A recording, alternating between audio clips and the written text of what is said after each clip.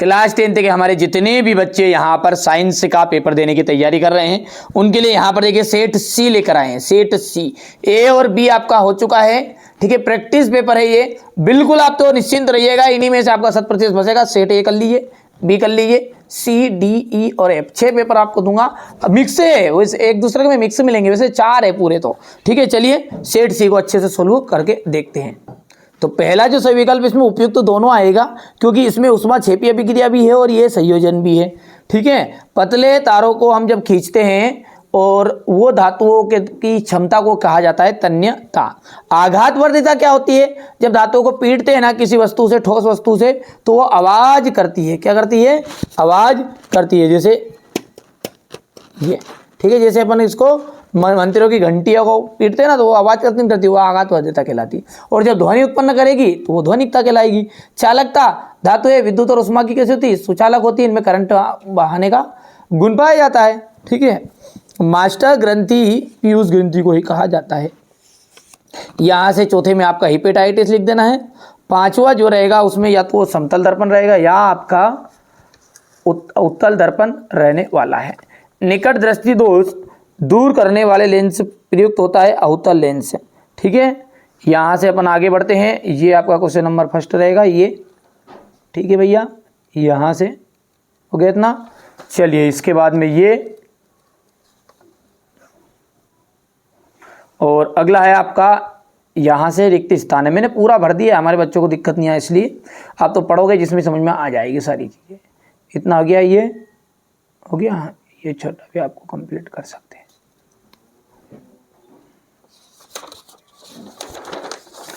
जोड़ी की बात यदि हम करें आगे की, तो मेंढक, मेंढक का आ जाएगा आपका मांसाहारी। हीरा, हीरे का आ जाएगा आपका, यहाँ पर हीरा है तो हीरे का आ जाएगा कार्बन का अपरूप। स्वापोषी पोषण, स्वापोषी पोषण में आ जाएगा तीसरे का हरे पौधे। नर युग्मक, नर युग्मक का शुक्राणु। विद्युत सामर्थ्य का मात्रक, तो यह जाएगा किलोवाट। और कारक स्क्रू का नियम आ जाएगा मैक्सवेल। यहाँ से हमारे इंग्लिश मीडियम वाले बच्चे जोड़ी का बढ़िया से मिलान करेंगे। ये हो गया इतना।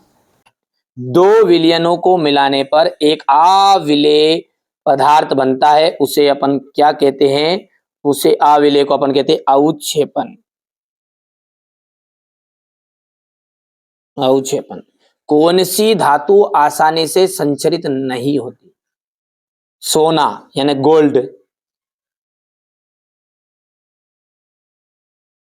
तो एक पादप हार्मोन्स का नाम उदाहरण दीजिए जो वृद्धि को बढ़ाता है। ऑक्सिन। मनुष्य के अंडाणु, मनुष्य में अंडाणु जनन की क्रिया कहाँ होती है? अंडाशय में। लिंग निर्धारण के लिए, लिंग निर्धारण करने वाले गुणसूत्र को क्या कहते हैं? तो लिंग गुणसूत्र कहते हैं। क्या कहते हैं? लिंग गुणसूत्र। अब यहां से देखिएगा, गोली दर्पण की वक्रता त्रिज्या और फोकस दूरी में संबंध बताना क्या कहते हैं अपन? फोकस दूरी बराबरी पे होता है R/2, या करके आप लिख सकते हैं R=2F, ठीक है। फोकस दूरी जो होती है वो वक्रता त्रिज्या की कैसी होती है? आधी होती है, या वक्रता त्रिज्या फोकस दूरी की दुगनी होती है, जिसे भी बोलना चाहो। ये क्वेश्चन नंबर 4 था आपका इंग्लिश मीडियम वाले बच्चों के लिए। यहां से देख लीजिएगा आप, ठीक है। हो गया। निकट दृष्टि दोष दूर करने के लिए अवतल लेंस का उपयोग करते हैं। निकट, सही बात है, निकट का अवतल लेंस आएगा, है ना। तो ये आपका सत्य रहेगा। CH3OH एक क्षार है, चूंकि OH उपलब्ध है, ठीक है। OH होता है ऋण आयन, है ना। अब ये OH हाइड्रोजन की सांद्रता होगी, तो ये ऋण आयन के लिए ही रहती है, ये धन आयन के लिए रहती है। तो यहाँ पर भाई सभी आपका असत्य रहेगा। बायां नीले ऑक्सीजन जनित रक्त को शरीर के विभिन्न भागों में प्रेषित करता है, ये आपका सत्य रहेगा। I=VR अर्थात विद्युत धारा इक्वल विभवांतर इनटू प्रतिरोध, ये आपका सत्य रहेगा।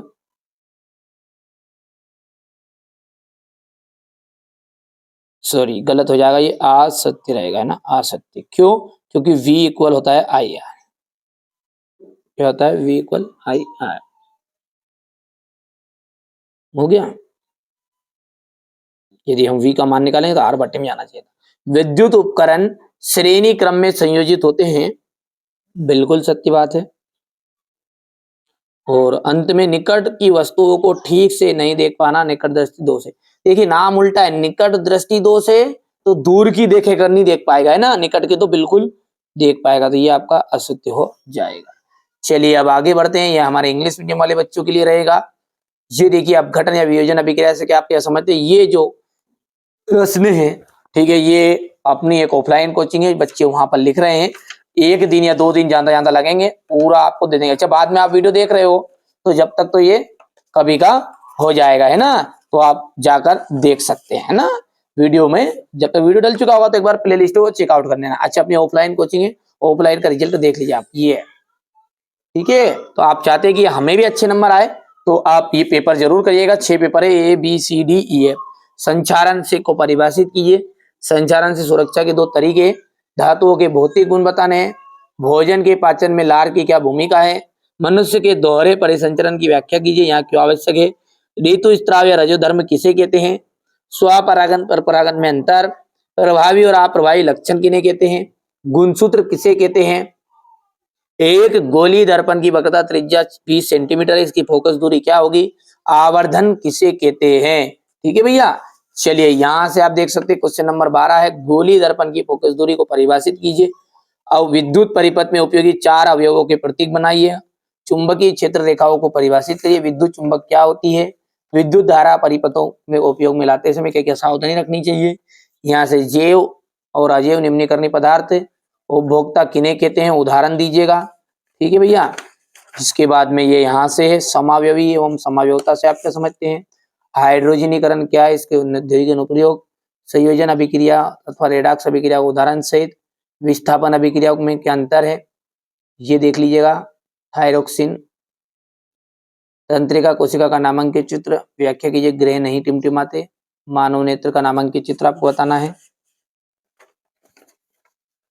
ठीक है। यहाँ से देखिए लवण किसे कहते हैं, लवणों के नाम बताने हैं,